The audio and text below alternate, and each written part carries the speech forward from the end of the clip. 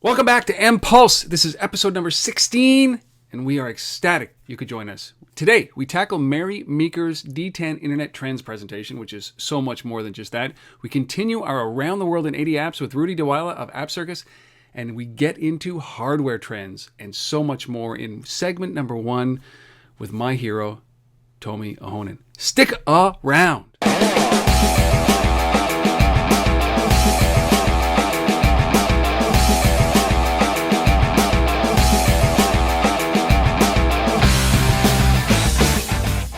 G'day, Peggy, episode number 16. I'm so happy. It's great. It's going so well. And now we're getting to 3-parter interviews. I mean, we're on a roll. What can I say? I can't wait. We lived through this interview with Tomi, but for those of you who don't know Tomi, it's a travesty that you don't. But just sit back and enjoy Tomi, because we got an hour of his time. We split it up into 3 segments. This is segment number 1, where we dive into pretty much everything, the state of the mobile world, which is also what we're going to be talking around with Mary Meeker's D10 Internet Trends report, which is, for those of you who could make it through, it's 112 pages, Peggy? Yes, 110, a little bit more, yeah. 110 slides, covers really the state of the internet address. It really does. This is as good as the January presidential, state of the economy as well. And then we got Rudy, who is on again to provide his insight into our Around the World in 80 Apps. I can't wait for that as well. But before we begin, why don't you introduce yourself, Peggy? It's been so long since we've done this. Peggy Ann Salz, Mobile Groove. How are things going with you? They're going great, Rob. It's a great summer. It's a busy summer. Mobile Groove, of course, produces and promotes editorial and thought leadership content for the global mobile industry, and that's really making the rounds. I'm working, as you know, on my mobile marketing thought leadership book and some other projects, and they're all very exciting because what I love is the opportunity to really test some theories with reality. So interviewing all these CMOs, interviewing all these companies, it's giving me great insights, so I'm ecstatic. Well, you know what? I can't wait for this book, simply because it's going to be something of an incredible experience to read. Obviously, because it's based on what's happening right now, isn't it? Yeah, exactly. And some of the insights are really blowing me away. I mean, I was talking to another major bank the other day, asking them about sort of how they see behavior with their apps, and it matches the report, which is great. So you're saying, yes, Mary Meeker is very, very smart. It's a must-read, huge report, but it's also reflective of what's really happening out there, which is great, because I like it when both are in sync. When both are in sync, then we actually have a roadmap that we can use for business. You know, you're not just talking about numbers, talking about real things. Well, and I think that's one of the key things is that, the big thing about Mary Meeker, and we'll get that there in a second, was that it kind of reinforces what we're doing here, which is bringing you these stories. And there is no divergence from what we have been talking about to what Mary Meeker has talked about here. So I feel very comfortable, and I think that's what you're going to see here. I think your book is going to be more important than what Mary's putting out there. How's that? Well, thank you. Thank you very much, Rob. And if I ever get into events, I'll use you as my role model, because I'm watching your agenda, and I'm like saying, let's look. Maybe I'll get a cheap flight to Canada after all, because it's shaping up really well. I have to congratulate you. I'm ecstatic, and everywhere I turn around, there's another great speaker. We keep adding these guys to this, and I'm forever indebted to the folks that are coming on. But we've got. In the last week, we've secured a number of people, including a guy by the name of Rick Siegel, who writes for Untether.tv. His articles are probably the most well-read and well-received, simply because of the titles that he uses. But we've got him coming. He was part of a VC firm, JLA Ventures, that was the BlackBerry Fund. So he's and now he's out on running his own company called Fixmo. He is out there, putting himself out as an entrepreneur, and I'm ecstatic that he can do this. And of course, we got the lineup, an incredible lineup of entrepreneurs, pundits, and also we've got some investors and some bankers and folks that are in the media space as well. So Untether Talks, I really would appreciate if you take a look at it. If you're in North America, I know it's only 3 weeks away, so now getting travel plans and all those kind of things up and running are difficult if you're outside of North America. But if you're in North America, there's no reason why you shouldn't come up to Toronto June 26th and 27th. just check out Untethered Talks. There is a bunch of coupons. There are a bunch of coupons floating around. So if you follow me at Rob Woodbridge on Twitter, you will definitely get some discount codes. I would say don't pay full price. That's what I'm saying. Just between you and I, don't pay full price. And I need a discount code over on Mobile Groove because I'm one of your media partners. You got it. We have to talk about that. That's an email coming to you this afternoon. Got it. All right. What do you say we? Thanks, Peggy. I appreciate that. I can't wait. I can't wait to sit in the audience and be a fan at Untethered Talks. So hopefully you guys can join us. Why do you say we jump into our first segment? We're going to talk about Mary Meeker. We have, I think we have out of the 100 slides, or 112 slides, we're going to probably talk about 80 of them. So, and we're going to try to do this in rapid fire. But first, let's do a quick. What was your overall impression of what Mary put out? What I thought was interesting about it was that it went into a deep dive into the disruption in technology and where it's coming from. What I also liked, so there was this great section. It starts, slide 29. Just go through it, and it's then now, and when you go through that and you don't think about it because we're living our lives right now. But when you go through it and see it that way and say, yeah, that's the way connectivity used to be, and that's the way I used to take notes. Now I have Evernote, and you see that, and then you realize that this is more than just the technology. This is really a shift. This is as hugely important as the Industrial Revolution. It's that kind of thing. And when they look back at it and write about it, that's how they'll be describing it. And I thought it was great to show it visually.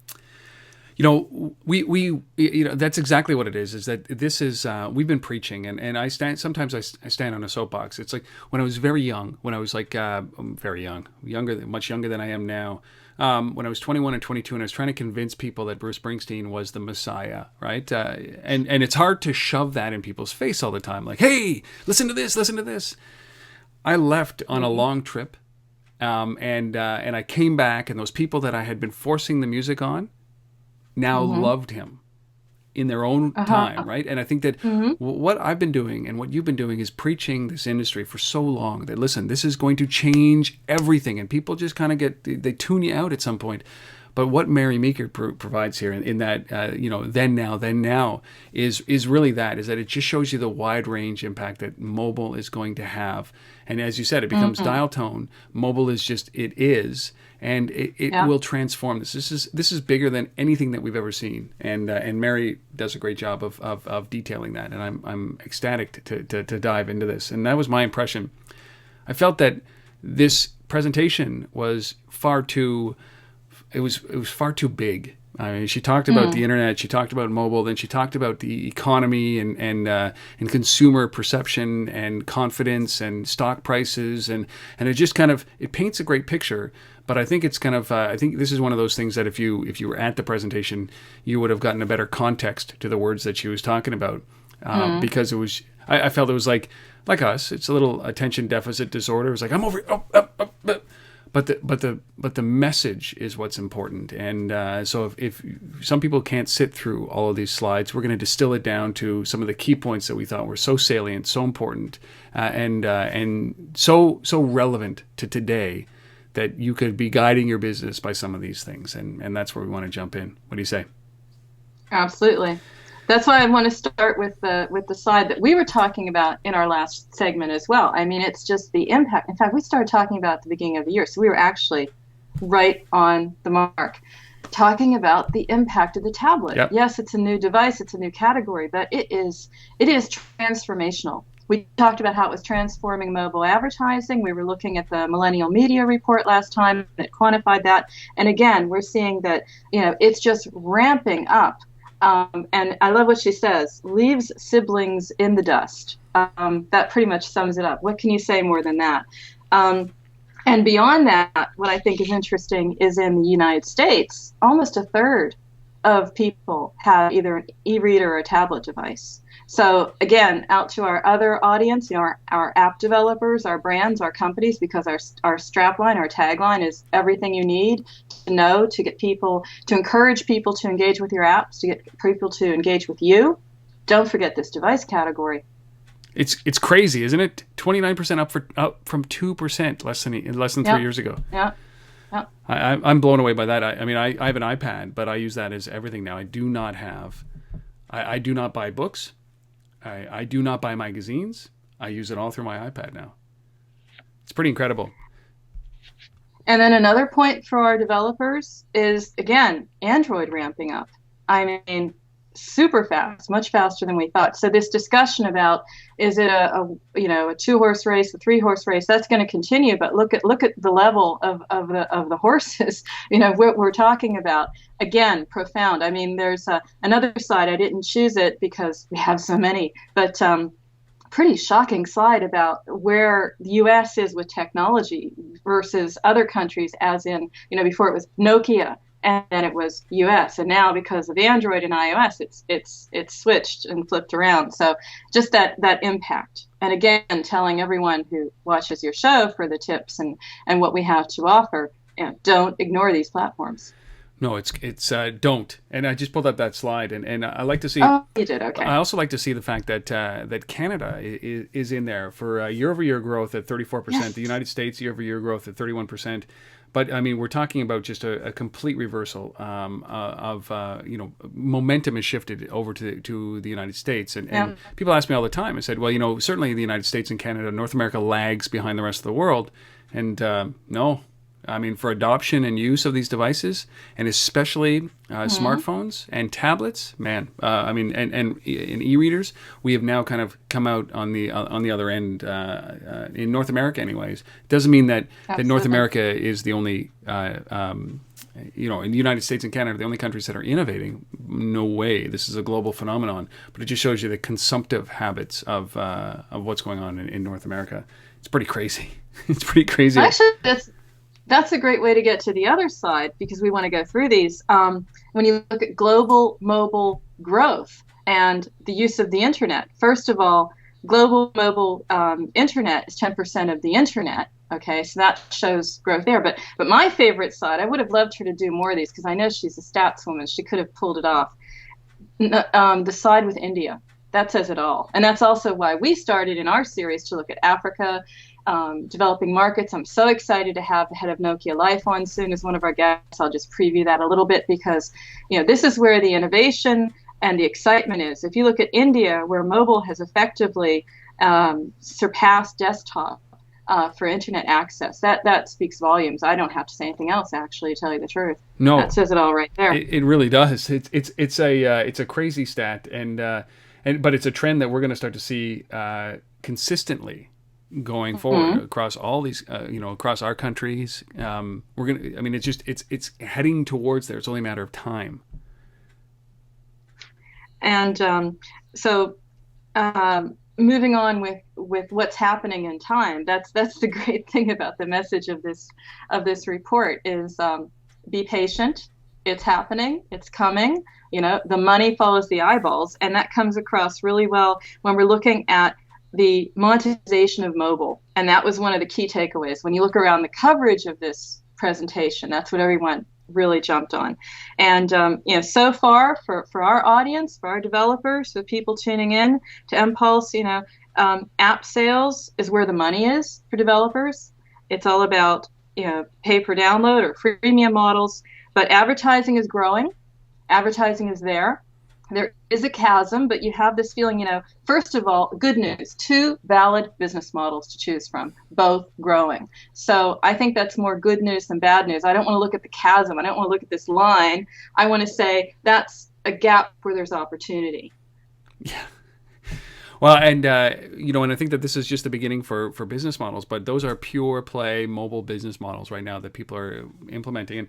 And I think that it's interesting that the percentage-wise, the mobile advertising has grown, but not as quickly from 2010 to 2011 in terms of the actual growth in app sales. And I think that that's one of the things that people are talking about. It's only a $12 billion industry. It's not a large industry at the end of 2011, but growth, as Mary Meeker talks about, it's patience, right? It's coming. It's patience. It's coming, and and she goes on about this throughout. Again, I didn't pick them all out, but that argument that I hear at every conference, and I just had to use on my interviewees throughout my project. So, what do you make of it? We spend more time on mobile than we do on other medium, but the spend hasn't caught up yet. And then she has this great slide. If you want to, you can pull it up. It's number 17. But I thought, there we go again. Guess what? That gap exists for everybody. So it's not that bad. It exists for internet, it exists for mobile. There's a gap between the amount of time you spend on it and the amount of advertising spent on the medium. But I think that's a mindset thing. And I think that she's right when she says, be patient, it's coming. Change takes a while, but an idea whose time has come can spread like wildfire. Yeah, yeah. What I wonder is this slide is that there is a huge gap between the amount of time that we spend and the amount of money that is being spent in this in the mobile space.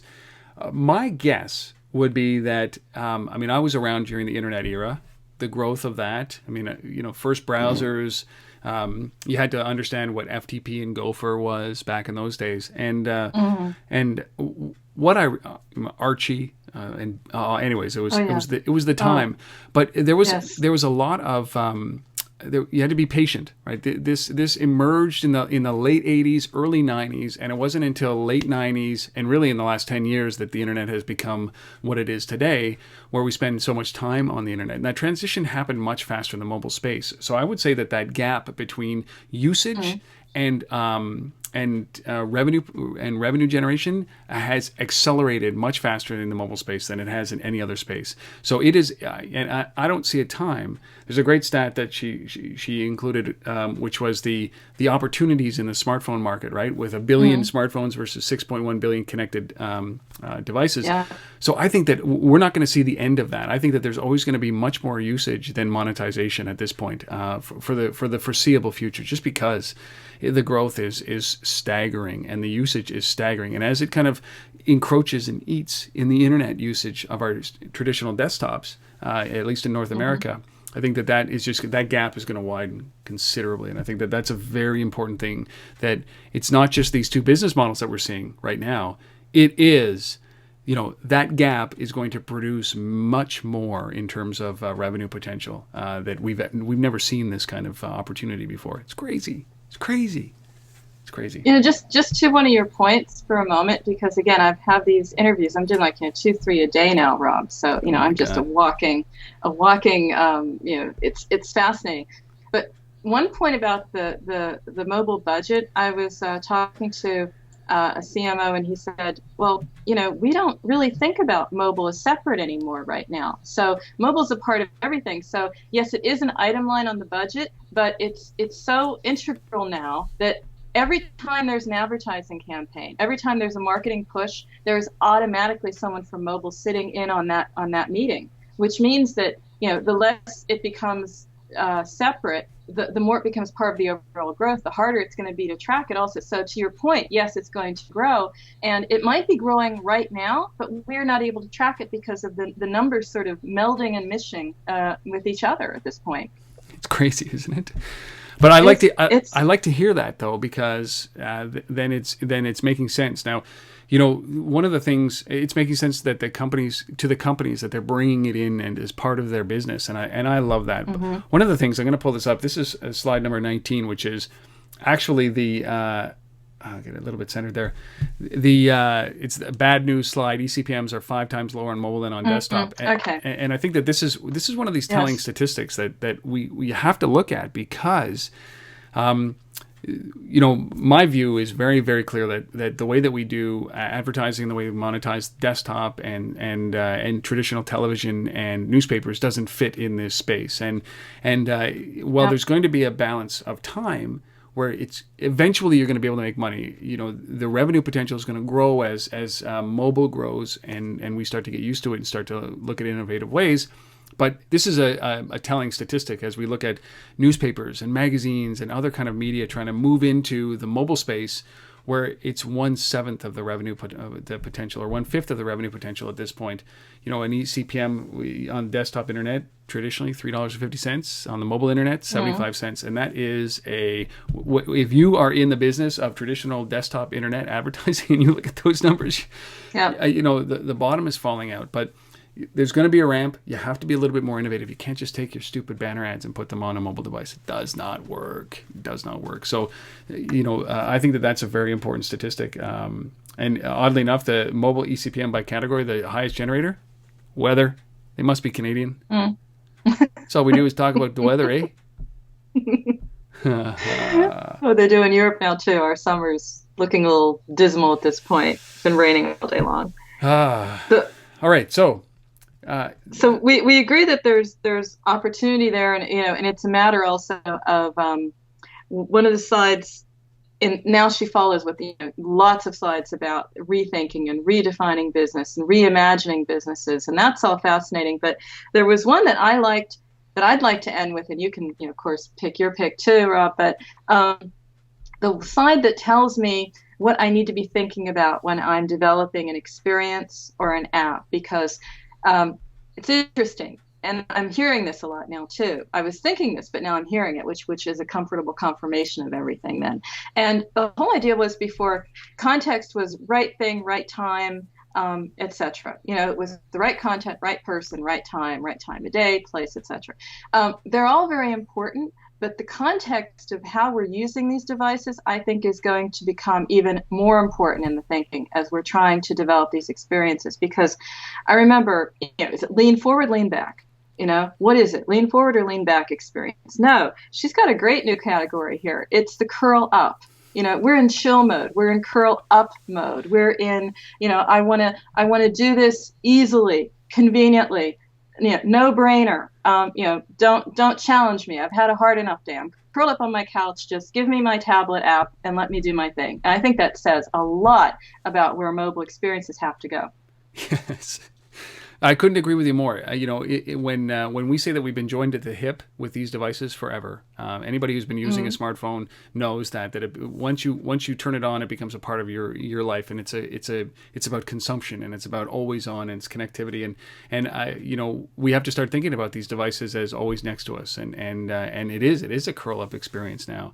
I still think that there's room here around this. Is that I'm not always going to be sitting back and using it as an entertainment hub. I actually create on my tools, but I definitely see, the living room is the first casualty. That whole setup that you've got is the first casualty of these devices, of that growth of the iPad, the growth of the e-readers, the diminishing value of your cable company and your game provider, and the increasing value of actually just simple flat screens, dumb screens that we can interact with. And I think that first place we're seeing it right now is a disruption of the living room or the television room, and it's far-reaching. And I think that's the point that I think.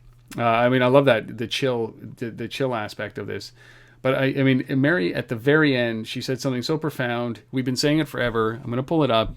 I'm going to read it for you. For those of you who are just listening, it's a cycle of tech disruption is materially faster and broader than prior cycles. And what that means to me is that, hold on, this industry is changing too quickly for us to even understand how quickly it's changing.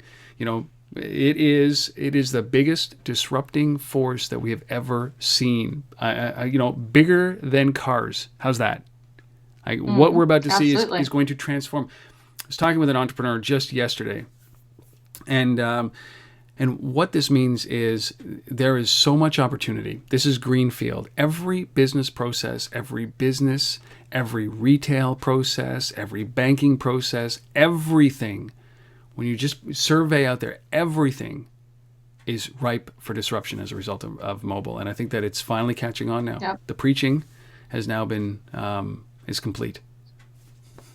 I'll share a little anecdote with you, Rob. It's one of my embarrassing anecdotes. Okay. Okay. I was sitting. It was actually Rudy, our AppCircus co-host here. He was having a dinner, and I remember it was Mobile World Congress, and Peter Vesterbacke came in, and he was his usual sort of frazzled, friendly self, and he just is that way. And he came in. He said, "I have this great idea for a game." You know he is, right? Yeah, yeah. He's Mr. Angry Birds, Yeah. okay? So he's like, I have this great idea for a game. And then he sat down, he was talking with some people, and I was listening, and I was thinking, oh, come on, another mobile game. And I didn't listen, I didn't pay attention. And that's just to your point about disruptive technology. I thought, he's a great guy, and I've known him since his days at, what was it, the HP beach bash things they used to do to get people, what is today a hackathon, Yeah. right? Yep. Back then it was just, what is he doing? Well, he was the father of the hackathon. That's what he was doing. But didn't listen. And so that's to your point. And then a year later, it's like, oh my God. Oh, yeah. That's what he was talking about. The stuffies that litter my Yes. kids' rooms right now, that I've spent $1.99 on a game and like $400 on merchandise because of him. Yeah. Damn you. Yeah. But you hear it, and that's all the more reason to be, I don't want to plug us, but listening to the entrepreneurs, to the guests we have, because even at one point Google was just a couple of students, right? That's right. Who couldn't pay to have their copies made. I remember reading that they didn't have enough money to make brochures. So leave it with that. Well, so if this is available everywhere on the internet, I will put a link up in the show notes to download this presentation if you haven't already done so. It is well worth it. There's going to be 1 or 2 or 10 slides in there that is going to have a material impact on the way that you are conducting business over the next number of years. And I would say even shorter. We've gone from like an 18-month tech cycle, change cycle, to like a quarterly change cycle. The companies that are listed in here, Peggy and I have decided that we're going to stay up on top of what she's listed in here, and see where they are in a quarter, and see if they are that if we are in the middle of this most tumultuous, disruptive environment for business that we've ever seen. So, but I will include a link up here, or you can just do a search for Mary Meeker and D10 Trends 2012. You'll find it online. We always look forward to this. It is the State of the Internet Union. I think she hits a lot of salient points. Some of the stuff was ho-hum if you're in the industry, but I think that it's definitely worth reading. And we've tried to highlight, that's 15 slides for you, 16 slides that we think are the key ones. So Mary Meeker, God love her. Actually, it's really well put together. It's the first time you're going to have a show now where she's not such a tough act to follow, because look who's coming next. Yeah, exactly. That's all I have to say. Mr. Tomi Ahonen. He's coming up. Yes. Right now. Peggy, that was a great episode, but you know what? Or section, I think that Tomi's going to put some context around some of the things that we've talked about, and so we had a great opportunity to sit down to him. And without further ado, Mr. Tomi Ahonen. Well, our guest today really doesn't need an introduction if you are in the mobile space. If you don't know who this is and you're in the mobile space, just stop for a second, listen to his name, and then go Google him, and then come back and listen to the rest of this episode. He's the author of 12 books. He's a prolific speaker, and I mean prolific speaker, and a prolific blogger. If you ever sat and read a number of his blog posts, I don't know where it comes from. I don't know how he does it so quickly, but he is a prolific blogger. I consider him a mobile soothsayer. He's the inventor of the SMS dance and one of the greatest ambassadors for the mobile industry, period. I don't think I have to say his name. Do I have to say his name? It's straight from Hong Kong. I think what is it? Tomi Ahonen or T-Dog? Tomi Ahonen, T-Dog. No, just plain Tomi Ahonen. Tomi, thank you so much for coming on and doing this. Really appreciate you coming on and being a part of this. Thank you. Hi, Rob, and hi, Peggy, and thanks for having me back, Rob. Very much my delight talking to your listeners and viewers. Well, it's our pleasure having you here. You are in the middle of Hong Kong. You have been, how would you classify what it is that you do? You are what I would consider the ambassador for the mobile industry. You are out there preaching mobile, and you have been preaching mobile for how long now? Yeah, I was stolen to the dark side. The force took me from the fixed landline business to the mobile side when I was doing the world's first fixed mobile converged platform. And that was, 15 years ago for Elisa Corporation in Finland with Radiolinja. And then that brought me to Nokia and eventually on this wonderful mobile path. But yeah, I think that I early on saw the light. I was very, very blessed to have as one of my mentors the guy who invented SMS, Finnish guy called Matti Makkonen, and he had wonderful thoughts. He said that the mobile phone will bring us from the ears to the eyes. And he was the one who said that mobile is not worse for having a small keypad. It is better because my mobile can be operated single-handedly, whereas a laptop needs two hands. So these kind of lessons were very early in my enlightenment. And after that, I've been just exploring where are the opportunities, where's the money.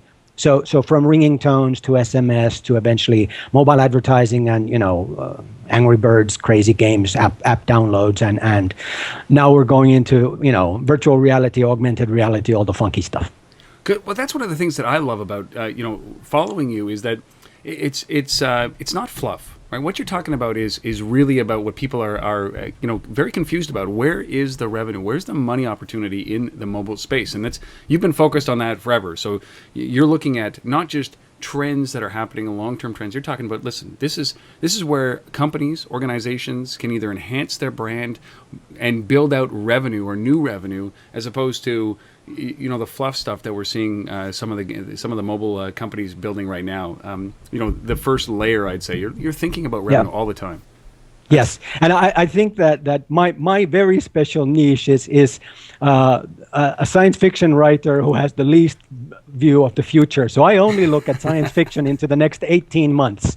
What can you honestly launch now and make money still this year? Yeah. Or early next year? That's the only thing I'm interested in. And so I'm not interested in what was successful in the last internet age or previous media. And I'm not interested in what the future will be when digital will be embedded in our body. I'm curious about that. But that's not what I'm writing about. I want to see who makes money today.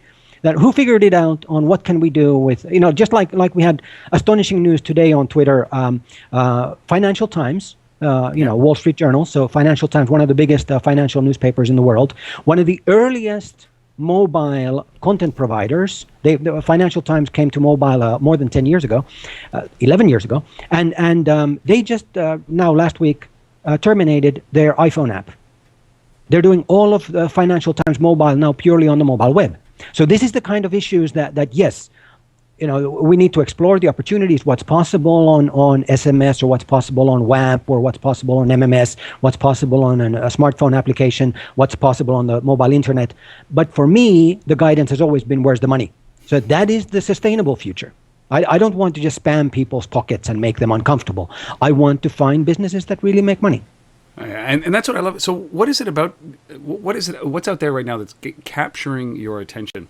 We sat down a couple of years ago in Toronto and we were talking about this, the cannibalization that's happening inside the mobile industry. Like basically mobile is what you called it, a $6 trillion industry, and it was swallowing other industries whole, like cameras and so, but what is it now? What is the burning platform? What did the Nokia guy burning platform? Sorry, the burning issue that is happening right now that you're seeing out there that really is getting your attention?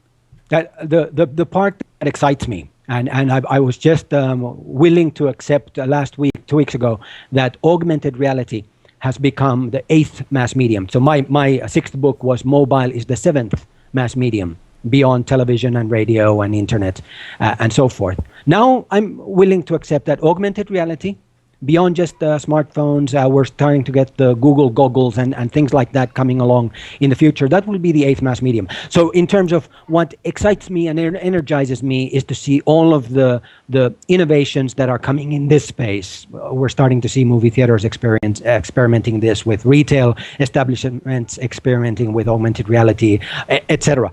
But on a more practical level, what are people talking about today? I think that the big story right now is the collapse of Nokia, is the rapid rise of Samsung, is the Android platform versus iPhone platform versus Microsoft, kind of a battle royale for the who owns the platform of the future. That's like much more my daily mathematics and the daily questions I hear about. They're related to that. So, I mean, with these, you're right. I mean, Nokia, the significant collapse of Nokia, and I'm in Canada, the significant collapse of what RIM has gone through, this restructuring, whatever you want to call it, and we're gonna get into a little pieces of this, but is this a 3-horse race? Is this really, from a hardware standpoint, is this a 3-horse race, or is it a 2-horse race, or is there opportunities for companies that we're going to start to see, knocking down some incumbents? Because I think that people thought Nokia, there's no way that Nokia will lose its market share as rapidly as it did. And there was also that conversation around Microsoft back in the day. And there's also that conversation now around even platform-based around RIM. Absolutely. So I think that it's very good comparison to look back, for example, the video gaming wars that we had, PlayStation versus Wii versus Xbox. They went on for decades, and they were roughly the same players, and they had roughly the same market share, and there was not a dramatic change. One would come with a new release, would perhaps with some clever innovation capture market share, but in the long run, it was very modest adjustments to the whole market. Meanwhile, if we now go back just a year and a half, the end of 2010, the biggest platform was Symbian. The second biggest was RIM, BlackBerry. Number 1 and number 2. iPhone was number 3. Android was growing. So now Android is number 1. iPhone is number 2. BlackBerry and Nokia are in deep dive. And Nokia switches the number 1 biggest platform on the planet for number 7 of the whole option list, where Windows Phone, at the time when Nokia picked Microsoft's Windows Phone, its older incompatible platform, Windows Mobile, was still bigger and selling more. Yeah. So just very, very strange, very, very tumultuous and topsy-turvy kind of environment.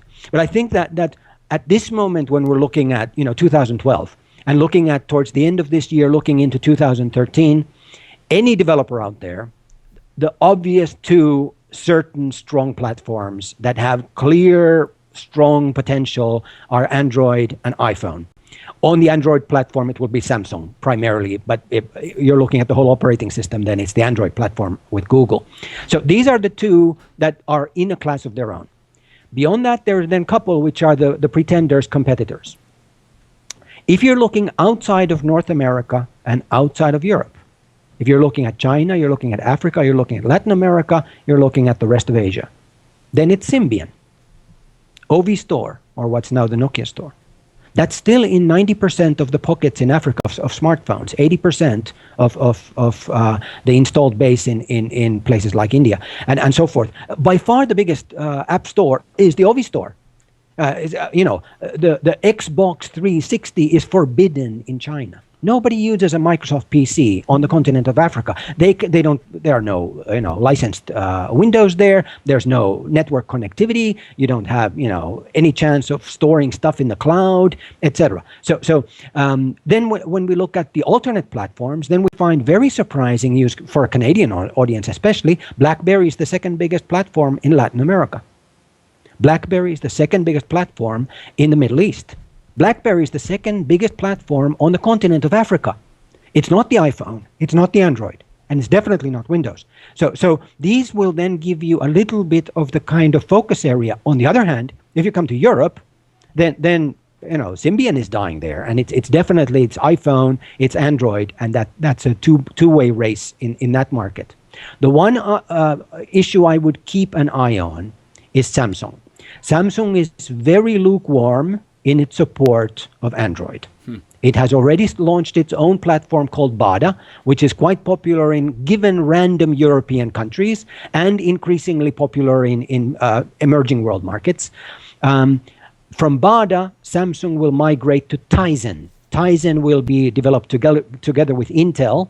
Tizen Alliance has several handset makers committed to it, like HTZ and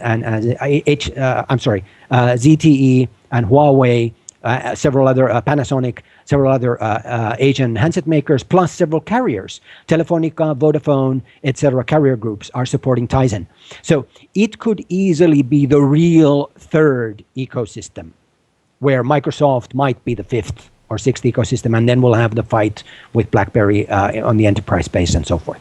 I got to ask you, Tomi, when we talk about this, because is there an opportunity for these hardware makers? We talk about Samsung really dominating in hardware, but is there an opportunity for them to, embrace an operating system like Android, get their hardware into so many people's hands, and then say, okay, the next iteration of that hardware is going to be Tizen, or is going to be their own operating system? And is that how they're going to spread this, around the world? Is that a logical process? It would be, the longer we go into the future, the more difficult that transition becomes. So early on, when there was nothing locking the customer, it was very easy to switch the platform, and the customer wouldn't even know. But today, when we're starting to have our games, we're starting to download, we're having our different music services that we subscribe to, and several our money, our wallet is starting to become part of the mobile phone. There are many other elements which bind us to one given platform. So this is one where Samsung could definitely not take its whole Android user base and expect to migrate all of them over. But on the other hand, the big growth this year, 300 million, or 40% of all smartphones sold, will be under $100 purchase price each. This is without contract. So there'd be $0 smartphones sold in the North American continent with contracts. So that's what Deloitte says. 300 million smartphones this year will be sold that cost under $100. That's Android is barely competitive there. Windows Phone is completely incompatible there. BlackBerry cannot sell at those prices. Definitely iPhone comes nowhere close to those prices. The only ones who can is Bada, theoretically old Symbian, because Symbian was usable at the very low cost. But Android will bend and can serve that price point. But Bada was built to serve low-cost handsets. So this is the one where I think Samsung will rather rapidly start to capture a large part of that. Then when they migrate that to their Tizen platform, which will be more in line with Linux-based Android and so forth, open source, then I believe they have an opportunity to more merge these two and steal more of the, maybe the Samsung Galaxy S4 would run on Tizen rather than on Android. And if you're a Galaxy user and you love the Samsung software, a Samsung experience already, it could be a reasonably painless migration, but not everyone would leave. Someone else would want to remain on Android and then might go to HTC or go to Sony or someone else who's there. I mean, that makes sense for the handset makers. Obviously, this growth is good for Samsung. But then we're talking about, what I'm hearing is more and more fragmentation in Android, and some signal that, yes, it is growing, but it's going to be growing in different directions at different speeds. I mean, what do you see for the future of Android, the fragmentation, the growth? Does it hit a speed bump? What happens along the way, Tomi? Very good. I think that recently we've seen very, very rapid growth of Android, and the logical mathematical assumption is this growth continues. So if Android has now taken 50% of the market, it'll have 75% of the market in a year and a half, and it'll have 90% of the market in 3 years. It would look a little bit then like Microsoft today in the PC world. I don't think that's a realistic scenario. So I think that there are certain strong players today who have very strong installed bases, which are difficult to break. BlackBerry is a perfect example. BlackBerry is struggling to maintain its growth in the consumer space. But in the enterprise space, it is still the dominant platform. So even where enterprises are now allowing their employees to start to bring their own smartphones to work, when they provide actual handsets to their employees, they're mostly BlackBerries. Same for governments, same for so forth. So this is a market which, even if Research in Motion were to play it very poorly, they would still have 5% or 6% of this market 2 years from now. They're not going to vanish. Apple iPhone has a hugely loyal user base. And I think that sooner or later they will come with a lower price point iPhone, so they will start fragmenting the iPhone device space a little bit more. So they'll sit at 15%, 20%, maybe even 25% of the smartphone space several years into the future. That's not going to vanish. There's a huge loyal user base that love the Apple experience. So if we look at all the other platforms, and then we add in Samsung's Bada and Tizen, we add Windows Phone and Windows Mobile, whatever remains of Nokia Symbian, miscellaneous other smaller platforms that also exist, we've got something like 30%, 35%, 40% that is spoken for.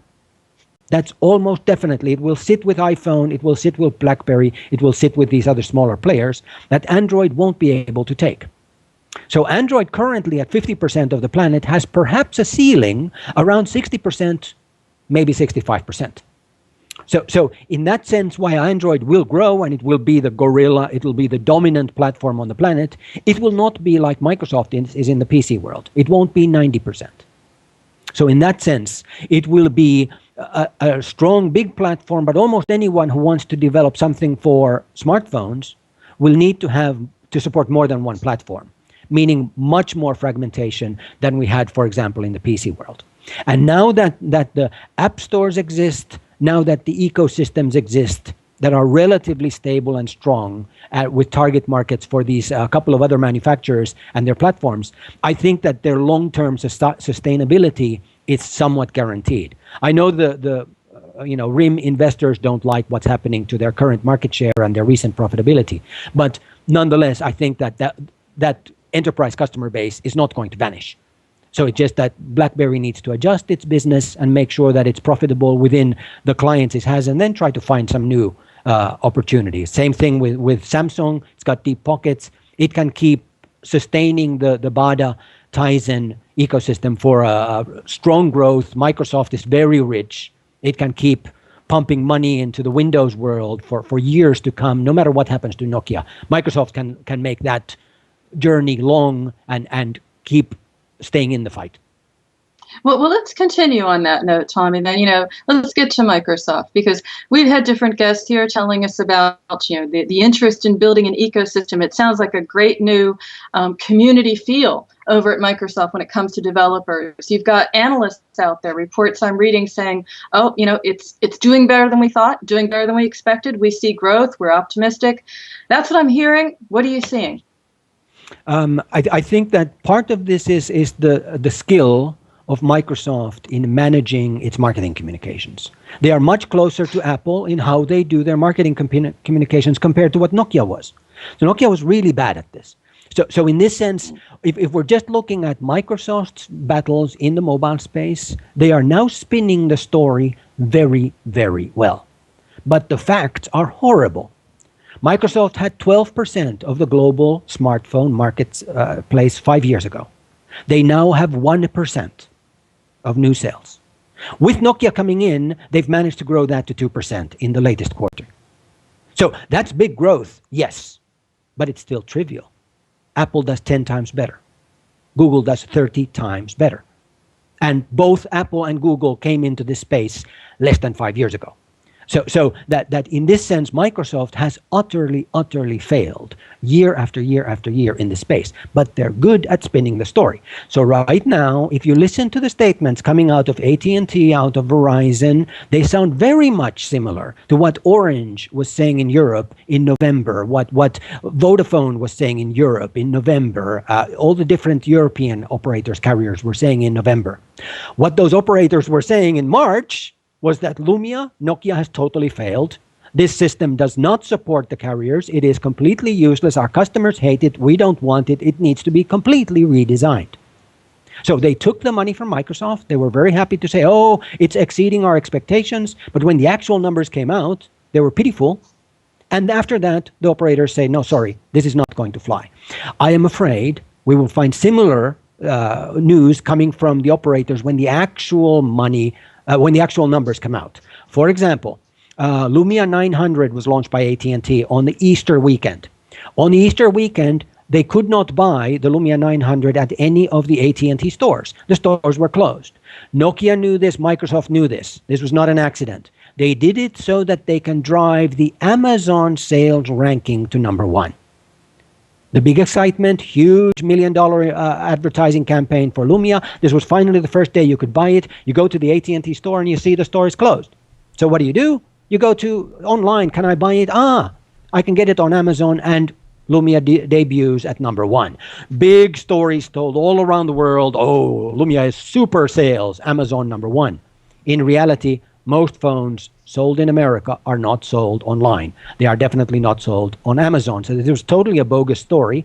Today, if you hunt for Lumia 900 on Amazon USA sales, they've dropped down to ranking number 9.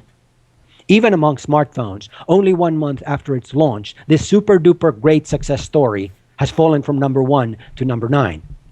It is definitely not going to be any kind of sales in the category of Galaxy or iPhone or other popular HTC or other popular American smartphones. So in this sense, I think that we have the difference between that hype and excitement, which Microsoft is very good at building, and the reality, which is still very bad.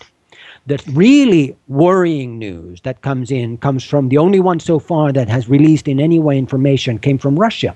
In Russia, the return rates of Lumia handsets have been the highest recorded in Nokia history. Customers hate it.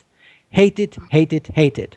On that, when I wrote about this on my blog, commenters came on my blog, and I haven't verified this myself, but commenters came on my blog and say, Tomi, by the way, if you go to eBay, you will find tons of Lumia 800 and 710 handsets, which are being offered for $0 sale, nobody taking them.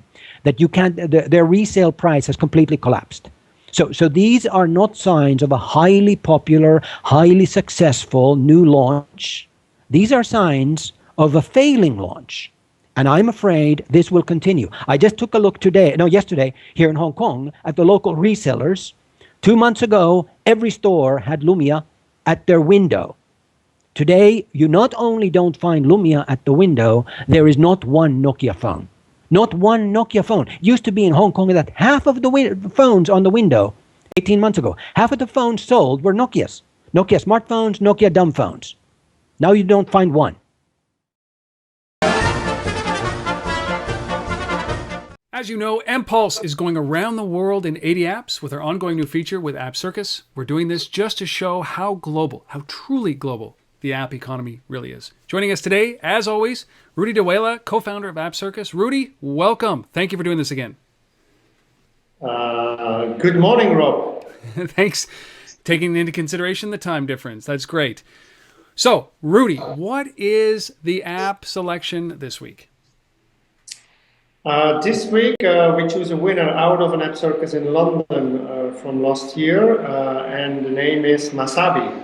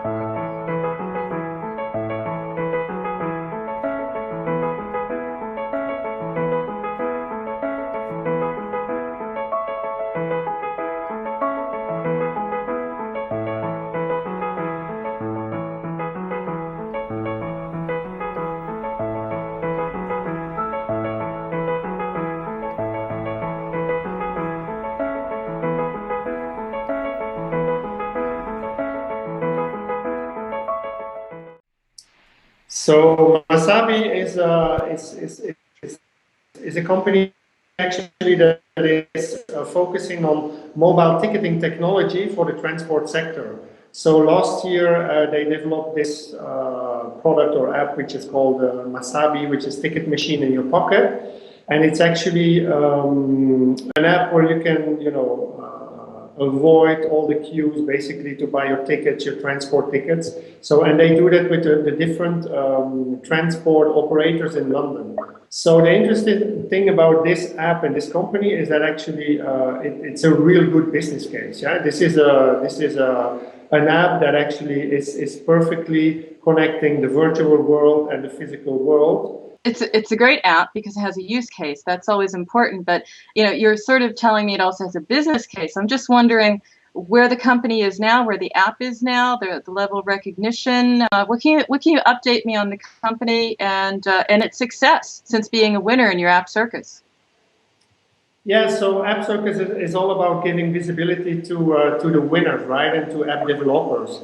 So what happened a couple of months after Masabi won the AppCircus is they raised 4 million with London-based M8 Capital.